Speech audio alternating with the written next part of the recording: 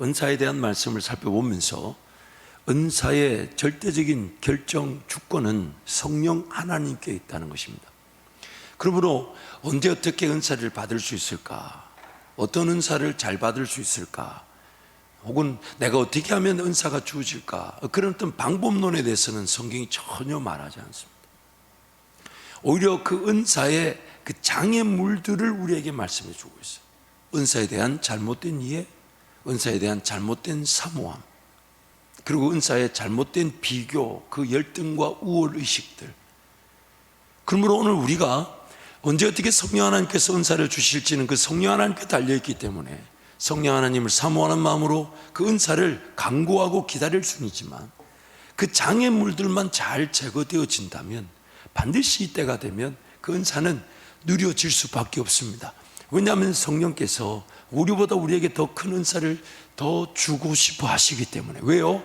그 은사의 잘못된 이해와 오해, 그리고 장애물들이 제거되어져 그 성도들에게 그 은사가 주어져야만이 교회가, 즉 저와 이름이 더 잘 연결되고 잘 결합되어져 교회를 더 잘 세울 것이기 때문에 건강하게 그 주어질 은사를 성령 하나님 우리보다 더 귀하게 여기고 계신 것입니다. 그래서 우리가 3번에 걸쳐서 은사에 대한 말씀들을 쭉 살펴보면서 은사에 대한 잘못된 오해들과 또한 잘못된 방식의 추구, 혹은 그 잘못된 비교 대조를 우리가 파악하고 있고, 그런 은사에 대한 잘못된 장애물들을 서서히 제거할 때 마치 그릇이 깨끗해지면 담겨지듯 성령의 은사가 반드시 담겨지게 될 것이니까. 그래서 그 은사에 대한 오해들을 쭉 얘기하면서 더욱 큰 은사를 사모하라, 내가 너에게 더 좋은 길을 보일 것이라는 것이 고린도전서 은사장에서의 마지막 결론 부분인 것입니다. 특히 이 13장에서 이제 그 은사의 기초가 되는 사랑에 대해서 얘기하면서 14장에서 그 방언과 예언에 대한 얘기로 14장 한 3분의 2 이상을 할애하고 있어요. 그게 왜 그러냐면, 좀 이따 말씀을 또 살펴보겠지만은, 그래서 제가 오늘 설교 제목을 방언 은사가 꼴찌라고 물음표를 한번 달아봤어요. 실제적으로 사도 바울이 그 은사에 대한 비교, 그것을 통해 우월감을 가지는 고린도 교회 분파들에게 그 은사가 더 나은 은사라는 건 없고, 또한 어느 것이 더 좋다 낫다라고 말할 수 없고, 무엇보다도 그 은사는 성령의 절대적인 주권에 따라 주어지는 것이니까 은사에 대한 그 사랑의 관계 속에서 올바른 추구, 올바른 사모함을 설명하면서 이제 그 예언과 방언이 가지는 그 독특감 때문에 추가 설명을 하는 거예요. 왜요? 섬김의 은사든지 가르침의 은사라든지 심지어 병을 고치고 능력을 행하는 일은 분명합니다. 근데 방언과 예언은 있는 것 같지만 우리가 그것을 분별하기에는 애매모호합니다. 그러니까 그 설명을 지금 해주는 거예요. 우리의 연약함 때문에 그런 분명한 은사들이 드러나지만, 그러나 예언이나 방언은 오히려 그 성도들에게 나타날 때 그 기준이 모호하게 되면 혼선을 겪게 되니까 방언을 왜 하게 되는 것이냐. 그래서 14장 말씀 쭉 가면 방언은 하나님께 하는 것이다. 예언은 교회 덕을 세우기 위해 사람에게 전하는 것이지만, 그래서 분명하죠. 확실하죠. 그러나 그 예언도 예언자의 연약함 때문에 혼자 할 것이 아니라 둘이나 셋이 하고, 앞서 예언을 하다가 뒤이어서 누군가에게 예언이 나타나면 앞선 예언은 잠잠하고 뒤의 예언을 들어라, 경청하라.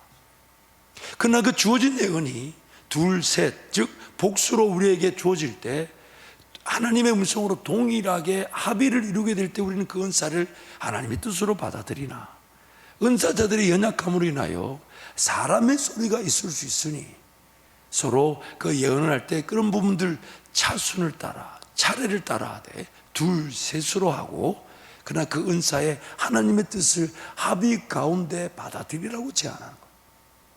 또한 그 방언이 만약 교회를 위한 유익이 되기 위해서는 하나님께 드려진 그 비밀을 말하는, 그래서 내 입에서 뭔가 나오는 말이 나조차도 알아듣지 못하나 하나님께 드려지는 그 비밀의 이 말일 수 있으니까.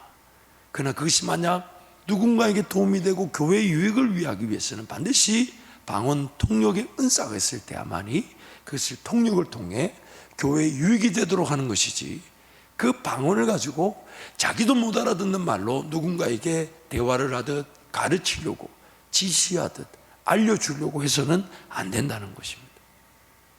그래서 지금 그 12장, 13장, 14장이 그렇게 은사에 대한 내용이 진행되고 있는 것입니다. 그래서 첫 번째, 은사는 그리스도의 몸인 교회를 위한 것입니다. 교회를 위한 것입니다. 우리 12절부터 13절, 18절부터 20절을 연이어서 함께 선포합니다. 몸은 하나인데 많은 지체가 있고 몸의 지체가 많으나 한 몸인과 같이 그리스도도 그러하니라. 우리가 유대인이나 헬라인이나 종이나 자유인이나 다 한 성령으로 세례를 받아 한 몸이 되었고 또 다 한 성령을 마시게 하셨느니라. 그러나 이제 하나님이 그 원하시는 대로 지체를 각각 몸에 두셨으니 만일 다 한 지체뿐이면 몸은 어디냐? 이제 지체는 많으나 몸은 하나라. 성령 하나님께서 교회를 위해 은사를 주심으로 교회에 연결되고 결합된 지체들이 은사를 통해 역할을 감당하는 것입니다. 구원을 얻은 각 성도는 성령의 은사를 통해 교회를 섬김으로 서로가 다른 성도를 유익케 하여 몸인 교회를 지키고 성장시킬 뿐 아니라 자신의 영적 생명 역시 지켜내고 성장시키게 됩니다. 각 성도의 영적 성장 단계에 따라 은사에 대한 명확한 정체성과 역할이 약할 수 있습니다. 마치 이런 거죠. 젖을 먹는 아이가 아직 뭘 좋아하는지, 뭘 잘하는지, 어떤 장점이 있는지, 어떤 길을 걸어가게 될지 그걸 모르는 것처럼 막 태어난, 막 거듭난 성도에게 그런 하나님의 백성으로서의 그 명확한 정체성과 또한 그에게도 분명히 은사가 주어져 있을 것인데 그 은사, 그 역할이 무엇인지를 그 성도의 영적 성장에 따라 아직 모를 수 있고 약할 수가 있다는 거죠. 은사에 따라 세워지는 교회에 연결되고 결합되어 있다면 반드시 자신의 은사는 확인되어져 쓰여지게 됩니다. 반드시 연결되고 결합되어 있다면, 여러분 성령의 은사가 갈급하시다면 더 사랑하면 됩니다. 더 연결되어져 있으면 돼요. 더 결합되어져 있으면 그 역할은 반드시 드러나게 되어 있어요. 연결과 결합의 관계, 즉 사랑의 관계를 위해 은사가 존재하며 은사를 통해 더욱 사랑의 관계가 되는 것입니다. 그래서 은사를 두 부류로 나눌 수 있다고 그랬어요. 첫 번째는 더 사랑할 수 있는, 직접적인 사랑을 할 수 있는 은사가 있고 그 사랑의 관계를 토대로 가르쳐지는 은사가 있다고 그랬어요. 그래서 그 은사는 사랑의 관계 속에서 모든 은사가 세워져 가게 되는 것입니다. 우선적인 것은 사랑입니다. 사랑의 관계 속에서만 은사가 안전하며 또한 더 귀한 은사가 주어지게 됩니다. 그래서 지난 2주간의 내용을 제가 간략하게 정리해 보고 싶습니다. 그래서 31절 은사장에 12장의 결론이 이렇게 되는 거죠. 함께 선포합니다. 너희는 더욱 큰 은사를 사모하라. 내가 또한 가장 좋은 길을 너희에게 보이리라. 그러면서 이제 은사에 대한 얘기, 즉 은사의 목적에 대한 얘기를 쭉, 그래서 은사의 잘못된 이해, 잘못된 추구, 잘못된 방향을 이제 짚어내면서 은사의 그 본래 목적, 더 사랑하기 위한. 그래서 고린도서 13장이 이렇게 쭉 나눈 거예요. 우리 고린도서 13장을 여러분 연애 편지를 읽듯이, 여러분 연애를 못 해보셨다 할지라도 주님과 연애하시기를 축복합니다. 그래서 13장을 한번 찬찬히 같이 한번 읽어보도록 하겠습니다. 함께 갑니다. 내가 사람의 방언과 천사의 말을 할지라도 사랑이 없으면 소리나는 구리와 울리는 꽹과리. 잠깐만요. 좀 연애하듯이 따박따박 그렇게 좀 뭔가 따지듯이 읽지 마시고 연애하듯이 다시 한번 더 시작. 내가 사람의 그렇다고 작게 하라는 건 아니고 다시 한번 더 시작. 내가 사람의 방언과 천사의 말을 할지라도 사랑이 없으면 소리나는 구리와 울리는 꽹과리가 되고 내가 예언하는 능력이 있어 모든 비밀과 모든 지식을 알고 또 산을 옮길 만한 모든 믿음이 있을지라도 사랑이 없으면 내가 아무것도 아니요 내가 내게 있는 모든 것으로 구제하고 또 내 몸을 불사르게 내줄지라도 사랑이 없으면 내게 아무 유익이 없느니라.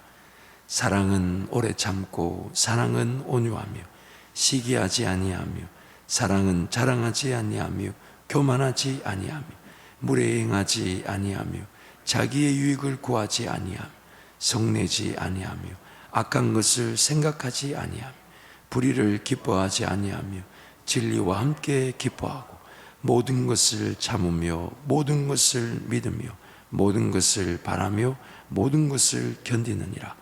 사랑은 언제까지나 떨어지지 아니하되 예언도 패하고 방언도 그치고 지식도 패하리라. 우리는 부분적으로 알고 부분적으로 예언하리. 온전한 것이 올 때에는 부분적으로 하던 것이 패하리라. 내가 어렸을 때에는 말하는 것이 어린아이와 같고 깨닫는 것이 어린아이와 같고 생각하는 것이 어린아이와 같다가 장성한 사람이 되어서는 어린아이의 일을 버렸노라.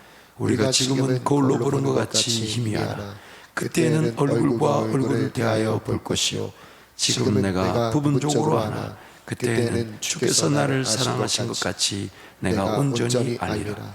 그런즉 믿음, 소망, 사랑 이 세 가지는 항상 있을 것인데 그 중에 제일은 사랑이라. 아멘.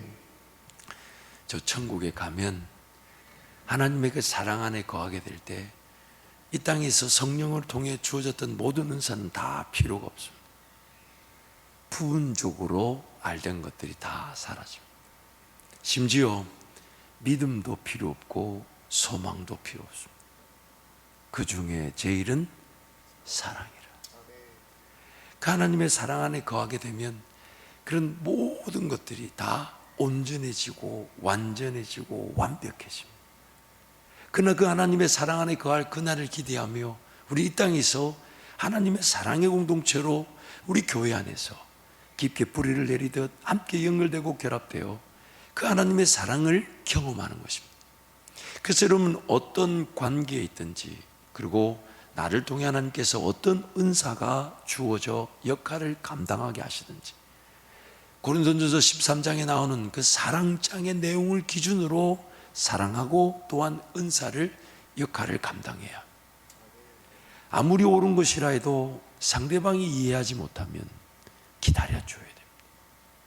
그러나 기다려줄 때 나를 기다려주는구나 라고 그런 사랑을 경험하는 성도들은 나 때문에 뭔가 더 분명한 기준에서 더 확실한 은사가 기다려지고 있을 수 있다는 것에 항상 자기 자신을 도전할 줄 알아야 돼. 나를 이해해달라. 나 어렵다. 나 힘들다. 무조건 어떤 성도든지 그렇게 될 수 있습니다. 우린 다 연약하니까요. 그래서 어떤 성도들 간에 다 품어주고 기다려주고 이해하고 사랑하나. 그래서 교회가 그 이해하고 사랑해 줄 때 그 성도는 나를 이해해줘, 나를 사랑해주고 기다려주는 것 같구나. 그러면서 그렇게 사랑을 받을 때에 또 한편으로는 우리 교회 공동체가 지금 나를 위해주고 나를 이해해주는, 그래서 기도해주는 그 시간, 그 기도를 죽어가는 영혼들을 위해 기도할 수 있고 교회가 진일보 순종하며 걸어갈 그 역사를 위해 기도할 수 있다는 것으로 바뀔 수 있도록. 그래서 사랑을 실현할 때는 그 상대방의 기준에 맞추어 무조건 오래 참고 무례 행하지 않고 진리와 함께 사랑하고자 하죠. 기다려야 되지만 모든 성도는 나를 위해 기다려주는 교회와 그 성도들이 더 지치지 않도록, 그래서 하나님께 더 은혜를 구하고 빨리 하나님 나를 살려주셔서 나도 나를 이해해달라, 나를 사랑해달라는 자리에서 누군가를 이해해주고 사랑해주는 그 위치로 갈 수 있도록 그렇게 강구하는 것이 오늘 우리 교회 공동체 전체가 추구해야 될 하나됨의 방향일 것입니다. 각양 좋은 은사가 반드시 주어질 것입니다. 반드시 주어졌고 또한 주어지게 될 것이나 교회가 사랑의 공동체로 서로 품어주고 이해해주고 방금 읽었던 사랑장에 나오는 그 내용대로 사랑하지 않는다면, 그래서 각자가 몸으로서의 그 지체의식을 가지고 섬기고 연결되고 결합되고자 해야 되는데 그냥 나 한 사람 은혜 받고 나 한 사람 세상 나가 승리하고 나 한 사람 잘 되기만을 바라는 그런 이기주의적 신앙이 있다면 각양 좋은 은사는 몸을 위해 주어지는 것이지 개인에게 주어지는 것이 아닙니다. 그래서 더 사랑해야 돼요.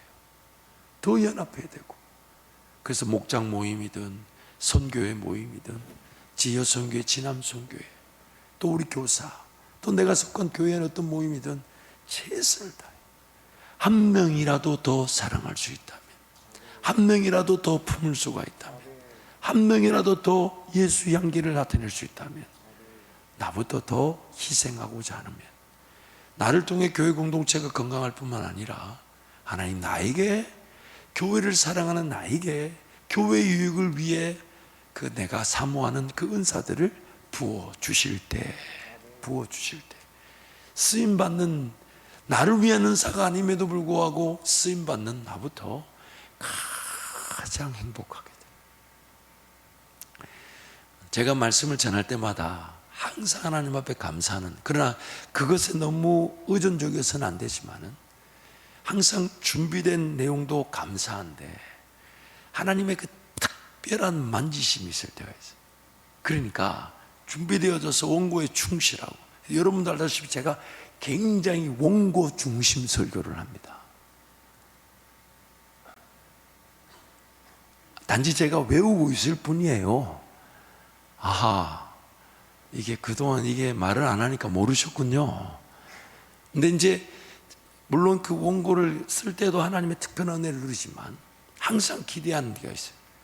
말씀을 전하면서 전하는 저도 그 순간에 깨닫지 못했던 내용을 전할 때가 있어요. 그게 은사라는 겁니다. 여러분도 할 날이 곧 오게 될 줄 믿습니다. 신비해요. 그러니까 어떨 때는 제가 주일 일부 설교하고 나면 내려가면요, 아까 내가 뭔 말했지? 그러면서 제가 그 생방송을 틀어보려고 하는데 이 유튜브 생방송이 한 15분, 20분 지나야 나오더라고. 그거를 다시 돌아가 봐요. 왜요? 말하는 저도 생각하지 못했던 내용이었어요. 그러나 설교를 준비했던 저로서는 그 생각지 못했던 내용이 제 입에서 나갈 때 알죠? 이거는 이 순간 하나님이 말씀하게 하신 거예요. 그래서 그게 2부, 3부 때도 전해지게 될 수 있도록 얼마나 그걸 찾고 다시 보는지 모릅니다. 그리고 그 기분으로 설교합니다. 그 행복으로. 하나님이 말씀을 준비케 하셨고 또한 설교하는 내내 나와 함께하고 계시다가 전혀 깨닫지 못했지만은 입에서 나가는 순간 듣는 여러분보다 듣는 저부터 깜짝, 와, 그래 하나님 그렇죠. 그 동의가 되는 말씀을 놓치고 싶지 않아. 내려가서 다시 그 말씀 보고 그걸 2부 3부 때 꼭 전하려고 노력하는 그 즐거움, 그것이 바로 나에게 없지만 성령께서 나를 통해 일하시는 은사의 능력인 것이죠. 신비롭습니다. 그리고 쓰임받는 나부터 얼마나 재밌는지 모릅니다. 예수님이 그러잖아요. 너희들이 어디로 끌고 가든지 간에 그 앞에 설 때 무엇을 말할까 염려하지 마라. 물론 그 무엇을 말할까 염려하지 않을 거니까 4절의 말씀을 묵상하고 또한 그런 역사적이고 문화적, 이미 하나님께서 그 가르침의 은사자들을 통해 우리에게 전해주신 좋은 그런 기록들, 그런 걸 깡그리 무시한 채 그냥 내가 기도만 하고 서면 하나님 얘기하시지, 그러면 그 질적 가치는 떨어질 수밖에 없죠. 가르침이라는 거 보면 은사 가진 그 특성을 이해하지 못한 채 그냥 강단에서 성령께서 알아서 하시겠지라고 한다면 그 가르침은 결코 체계적일 수 없으며 듣는 성도들은 식상함을 피하지 못할 것입니다. 그러므로 그런 은사를 사모하는 겁니다. 쓰임받는 나부터 그 은사가 일을 하는 걸 볼 때, 와, 성령께서 일하시는구나. 성령께서 일하시는구나. 그리고 그 은사로 교회가 든든히 세워져 가는 거예요. 그래야 지치지 않습니다. 그래야 힘들지 않아요. 그래야 어렵지 않아요. 또한 은사와 은사자 만나고 은사자가 서로 연결될 때 소위 말하는 그 시너지가 나게 되는, 하나님의 준비해 놓으신 그 팀들이 역사하게 되는 것입니다. 그러므로 여러분, 은사를 사모하되 더욱 사랑의 관계 속에서 은사를 사모하시기를 축복합니다. 그래서 두 번째, 은사에 대한 극단적인 장애들을 경계해야 합니다. 양극단적인 장애가 있죠.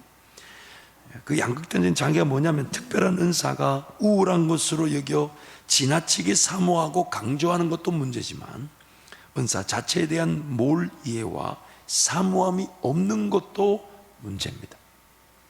어떤 특별한 은사가 지나치게 좋고 그것이 우월하다고 여기는 것도 문제지만, 은사를 이해하지 못하고 은사에 대한 사모함이 없는 건 더 큰 문제입니다. 더 큰 문제예요. 고린도 교회 당시 특별한 은사에 대한 평가로 교회 내 분파가 생겼습니다. 누군가의 은사가 더 낫다는 식의 해석으로 혼성과 혼란이 야기된 것입니다. 그래서 가장 대표적인 예로 그렇게 사도 바울이 들었잖아요. 아볼로의 가르침이 더 낫더라. 베드로의 그런 열정이 더 낫더라. 바울이 우리에게 복음을 전했던 바울이 오리지널 아니냐? 아니야, 이것도 좋은데 나는 오직 그리스도야. 그런 어떤 분파가 분명히 있었다는 것은 비교가 있었다는 것이죠. 그런데 뭘 비교했겠습니까? 다 사람들인데 뭘 비교했겠습니까? 교회 내에 나타나는 은사를 비교한 거예요. 더 낫거나 잘난 은사는 없습니다. 성령 하나님께서 모든 은사의 주인이시며 결정권자이시기에 우월을 따질 수 있는 은사는 없습니다. 성령이 주셨는데 그 은사가 열등한 것일까요? 아니면 누군가의 은사만 더 우월한 것일까요? 그럼 성령을 모독하는 셈이 되는 거죠. 성령을 모독하는 거예요.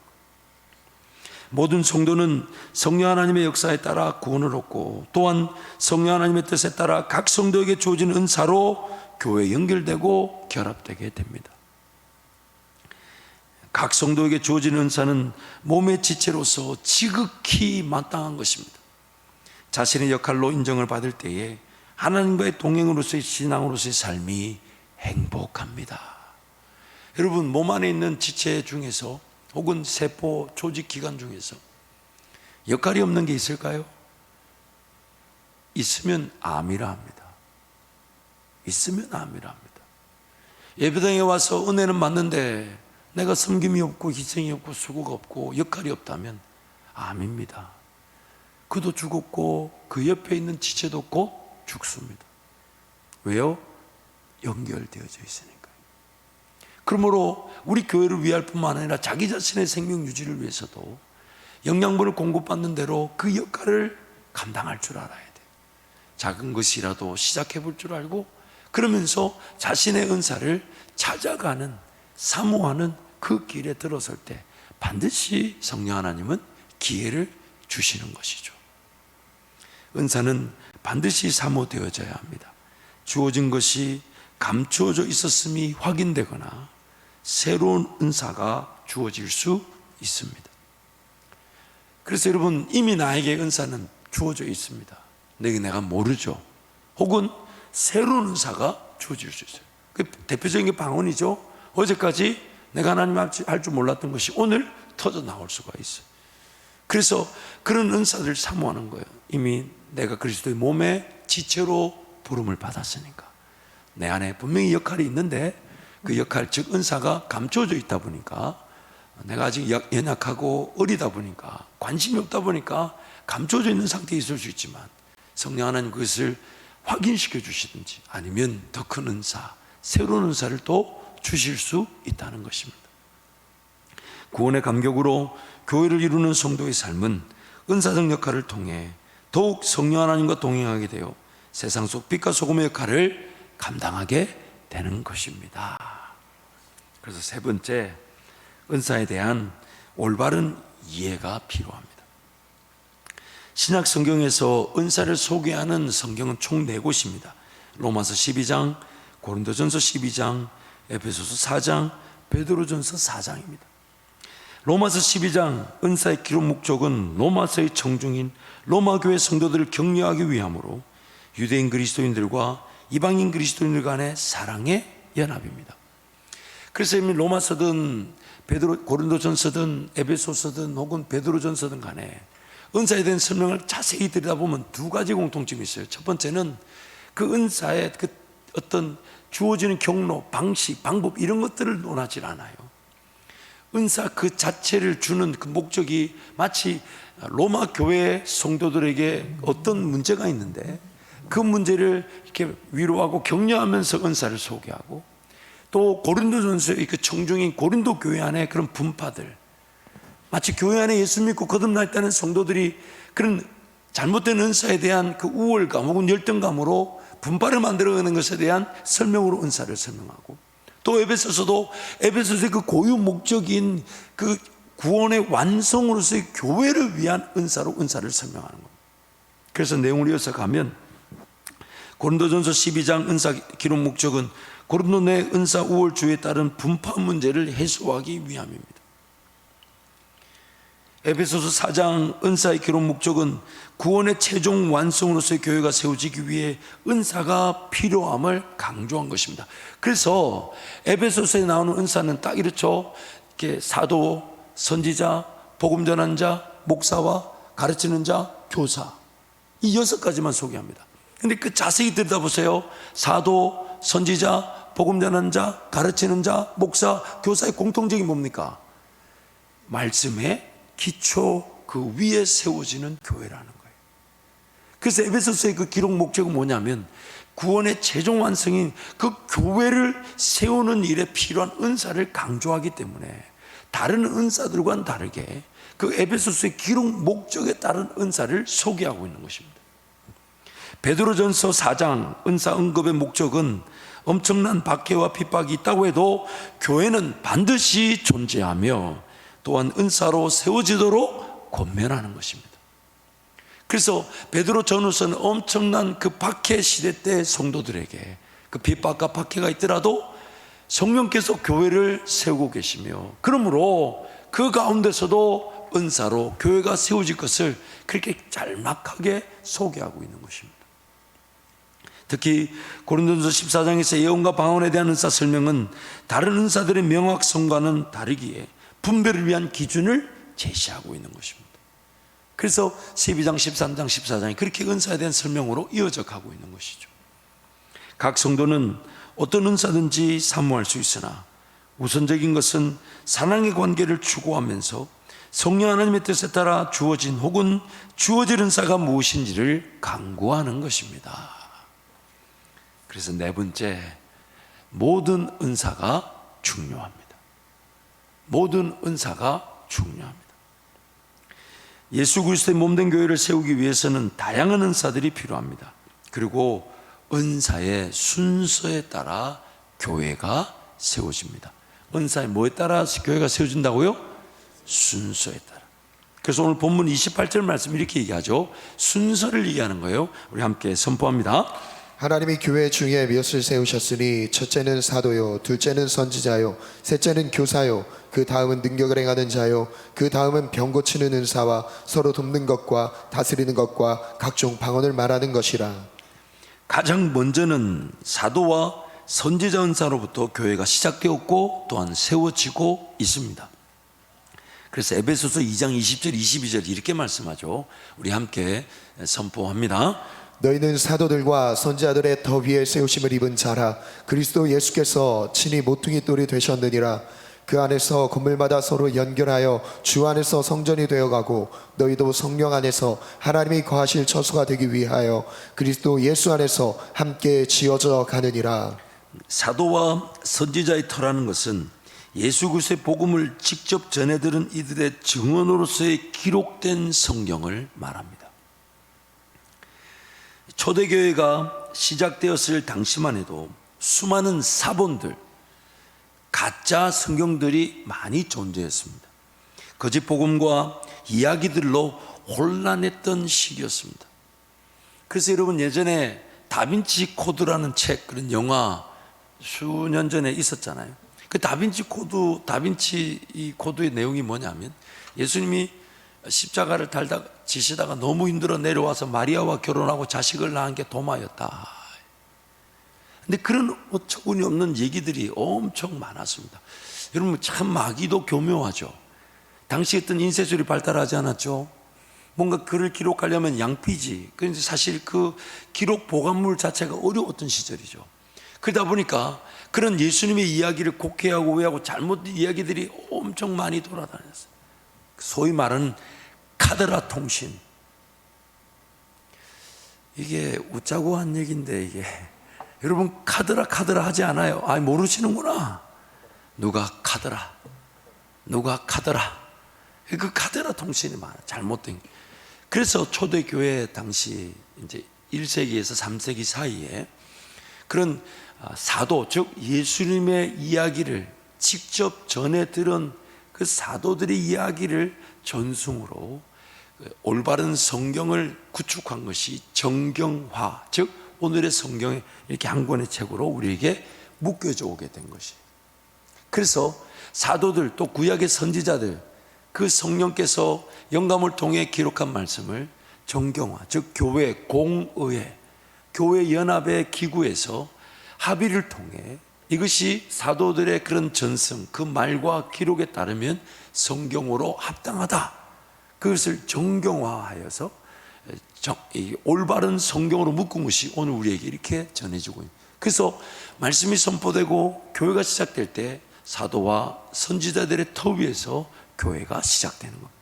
그리고 그 사도들과 선지자 터에 시작되다 보니까 이 성경을 알려줘야 되잖아요. 그래서 그 다음은 교사고, 그 다음은 능령행함이고, 그 다음은 병, 이 순서를 얘기하는 것이지 어느 것 하나 중요하지 않은 게 없다는 것입니다.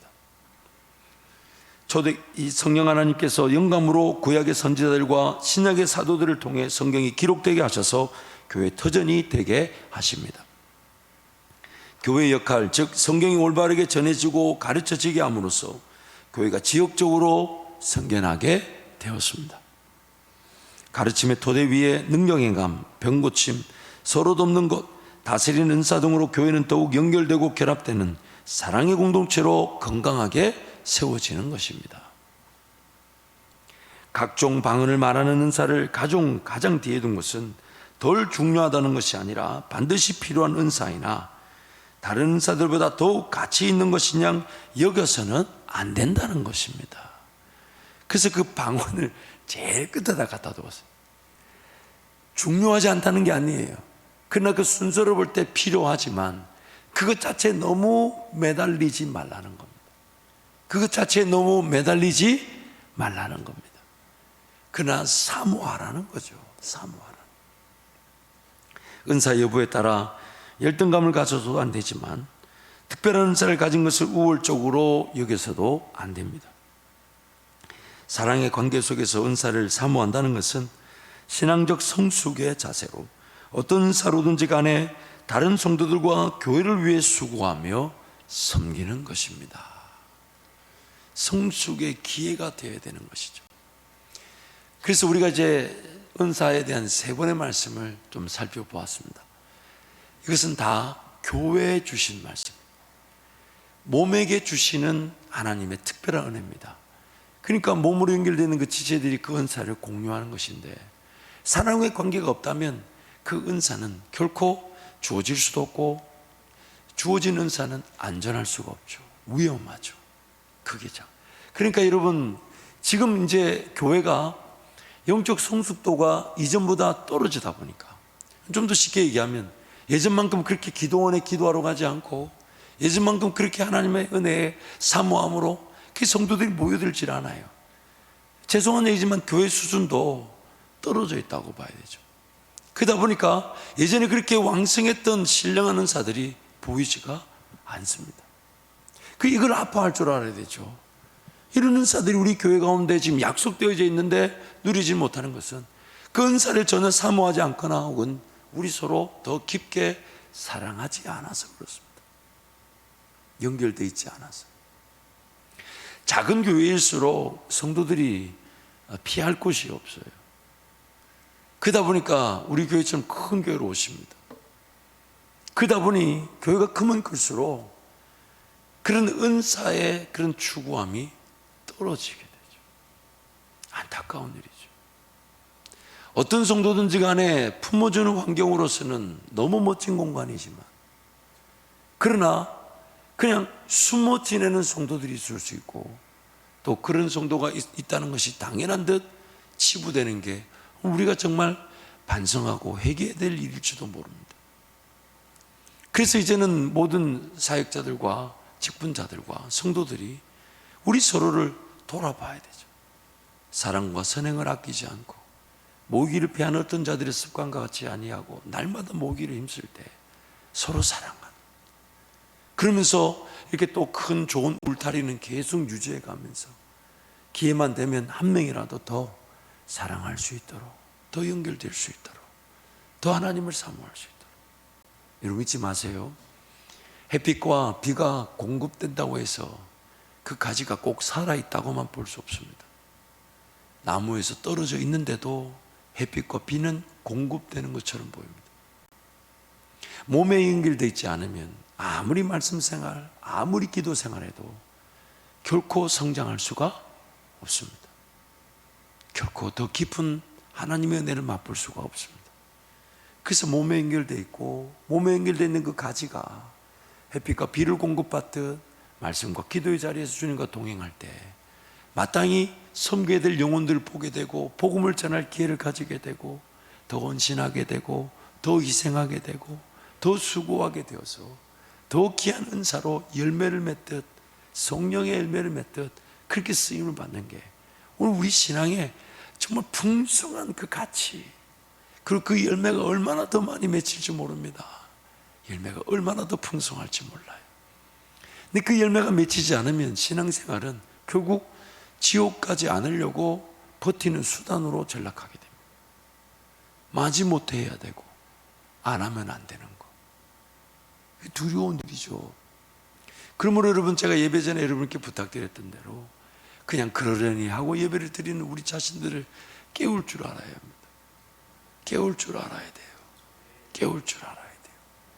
사실 제 스스로가 그런 이 식상함에 사로잡혀 있는 것 같아서 하나님께 죄송해서 여러분과 기도 제목을 나누고, 여러분은 전혀 그렇지 않은데 저 혼자 식상한데 여러분이 저 때문에 같이 기도한 거라고는 생각지 않습니다.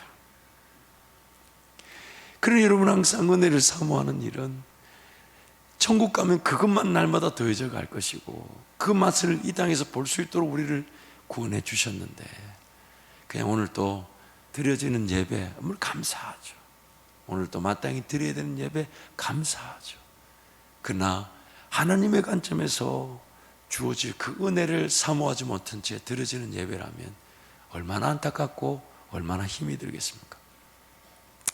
그러므로 여러분, 우리 서로도 사랑하십시다. 사랑하십시다. 이제 내년쯤 되면 하나님께서 이제 그런 사역의 기회를 주신다면, 제가 이전에 하와이에서 경험했던 그런 DTS 프로그램 같은 것들이 우리 일상에서도 또 그런 깊은 주님과의 친밀함을 경험할 수 있는 그런 사역의 내용들이 이제 소개되고 진행되게 될 것이지만, 그래서 모든 성도가 다 같이 한 방향으로 걸어가긴 쉽지 않아도 사모하는 성도들 한 명이라도 주님이 은혜를 주신다면 그런 프로그램, 그런 사역들은 이제 더 세워져야 되겠지만, 그러나 여러분 잊지 마세요. 항상 사랑할 수 있다는 것은 성령의 은사가 항상 나를 위해 예비되어져 있다는 것과 같은 것입니다.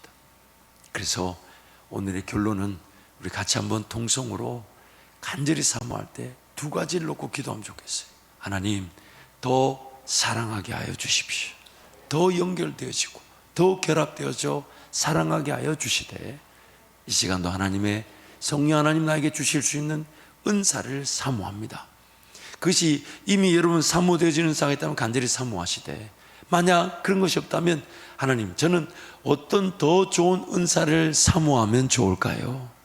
왜냐하면 더 큰 은사를 사모하라 그러셨으니 나는 어떤 더 좋은 은사를 사모하면 좋을까요?